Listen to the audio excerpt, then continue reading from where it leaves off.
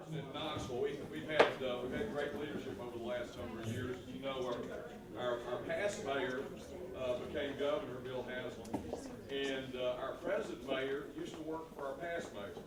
But her history before that has made her probably the most prepared person to ever occupy the city mayor slot, I believe. She has been a community organizer, a grassroots organizer at the neighborhood level. She has been a partner with Colin Powell, starting up the Knoxville version of America's Promise. She has been a county commissioner. She has been president of the Dollywood Foundation, which is the books for birth leader in the world, really, I guess. And she worked for Bill Haslam for how many years, man? 4 years. 4 years as director of community development. Now, I'll tell you one other story about Madeline. When I first came to town, there's very good master's planning program here, and I got to know the leaders of that program. And I kept hearing this name, said the best graduate that's ever come through our master's in planning program is Madeline Rajero. So she's smarter than the average bear, too. Mayor Madeline Rajero. Well, first I have to say, Mayor McMillan, Mayor Dean, great to see you here. Senator, I know there's a lot of, I'm going to get in trouble now, but there's a room full of former senator, but always a senator, right? There's a room full of our state rep, Joe Armstrong, can't forget him. Room full of important people here, and when I saw the list, I thought, wow, I think most of you, not all, but most, I know and have worked with at some point in my career. I'm here, I know you've been here already for a day, but I do want to welcome you to Knoxville and let you know that we are very excited that you are here. I saw some of your agenda, and it looks really good, and you're going to see some of the best that we have to offer here in Knoxville. Now, mayors know this. I have to brag some about our city. If you're going to be in our city, you got to listen to this, you know. But we're very excited. I've been in office 2 years, and as Lauren said, worked for the city for 4 years prior to that. And so I'm very excited about the changes that we've seen in Knoxville. Really starting with Mayor Haslam, you know, the benefit of somebody coming into office having worked for the previous mayor is that you don't have the starts and stops like you see a lot of times when you change administrations. A lot of what Governor Haslam did as mayor and I was involved with as community development director, we've really tried to keep that momentum going. And that means really a focus on downtown and on reinvesting where there's been disinvestment for many years. We know that downtown is really critical to the heart of our community. And so we're seeing major new developments downtown, major reinvestments in a lot of our older buildings. And we do this in public-private partnership. Government can only do a little bit. You know, we have limited resources, but we can help leverage those private dollars, and that's one of our key goals. An example is the J.C. Penney building on Gay Street. A little bit of TIF financing and a lot of private investment. We're going to see finally, after many years, that's one of the tougher buildings. That's why it's one of the last ones left.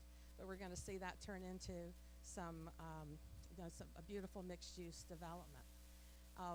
We really focused on increasing. I think our job is to increase the pedestrian environment, to look at try and improve the streetscapes and have special events and really make it a great place to be, really a great walkable, safe experience. And then the private sector comes in and brings the businesses in and the retail and the restaurants and the entertainment. So we're seeing, we've got some examples of that right here. Also, what we've tried to do is focus on the center, but also go out, extend out our commercial corridors. And so we're having major reinvestment on the Strip on Cumberland Avenue. You know, if you come in there now, it is not a good front door to the city of Knoxville. And for many people who bring their kids in, thousands and thousands, tens of thousands every year, it's not been a real pleasing environment. So in conjunction with TDOT, we're working on doing a major road improvement and streetscape improvement there, which will actually start this year. We've had years of the planning, the pre-construction, and now we'll start moving the dirt. this year. We're going to start on the far end because we have a major new reinvestment in a former brownfield site, and that's University Commons. We've got some developers that came in and said, a lot of people looked at this property and no one's been able to make it go, but they came up with a good retail concept, and so that's actually going up right now as I speak. And so we're coordinating our phasing of our road improvements on Cumberland so that we hopefully will be finished by the time they're finished and ready to open. We also have focused on Magnolia to the east. That's a long street, great history, but has had a lot of disinvestment over the years. So we are starting with the lower Magnolia warehouse district, making some substantial public investments to maximize that private investment. And our goal is to keep moving out we use a variety of tools besides establishing redevelopment areas and using some of the tax increment financing or pilots. We also do facade projects. We will we will leverage private investment again to fix up the external, the facade of the commercial properties. And we've seen that's made a big difference. We see the difference on Broadway and Central. We're starting right there at that intersection and then going out Central. We've had several major reinvestment projects, and we've been a partner to that with the infrastructure and the facade projects. So a lot of reinvestment is going on. Now, two major ones, some of this may have been mentioned to you yesterday, but I've kind of got these two bookends with downtown.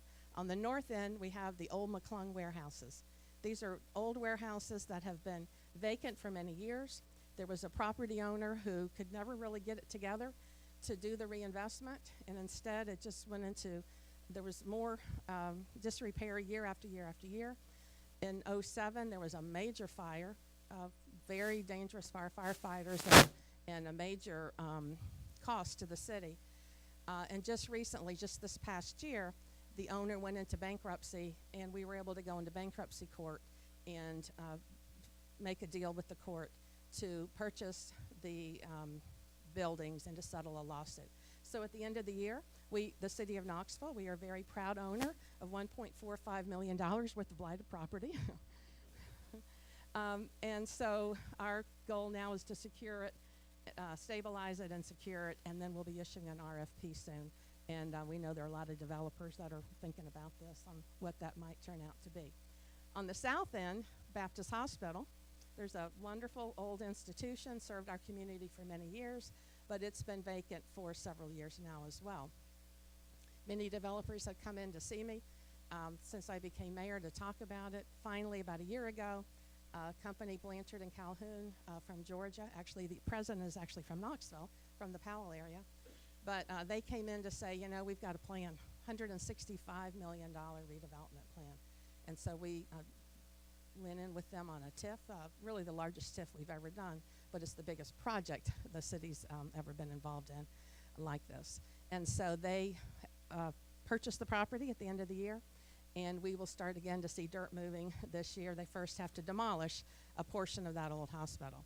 So that's all very exciting news. And the Baptist Hospital, which is on the south waterfront, then we hope will be the impetus for much more development. We have a great waterfront plan of Mayor Haslam. The plan was developed when he was the mayor. Then we went through the recession.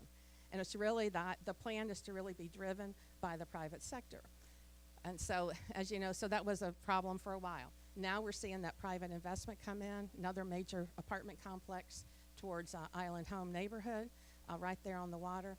And then we are investing in a public park, which is about 3 lots down from Baptist to the east. And that'll be a lovely park, and we'll also spur some more private development. So we're investing and reinvesting heavily in our community. We think that's the key to long-term stability. We also, on the south waterfront, we have a wonderful urban wilderness. I think Carol Evans talked to you all yesterday. We're very excited about the potential not only to add a high quality of life to our community, or a higher quality of life to our community, but also to attract some of that $6 billion outdoor recreation industry that we know exists already in Tennessee. We work closely with our tourism commissioner and with TDEC on developing those trails and doing it all in a very environmentally positive and sustainable way. Growing businesses is important to us. Right on Market Square this past year, in April I think it was, we opened the Knoxville Entrepreneur Center, and that has been very successful. We have over 100 entrepreneurs have been assisted. That's just in our first year of operation. So we've got some more big news coming soon about that. And we had a wonderful startup day where hundreds of people came out to hear a pitch from several of these entrepreneurs. So that's going. We want to encourage that entrepreneurship in our city. We do a lot of focus on neighborhoods, making neighborhoods stronger.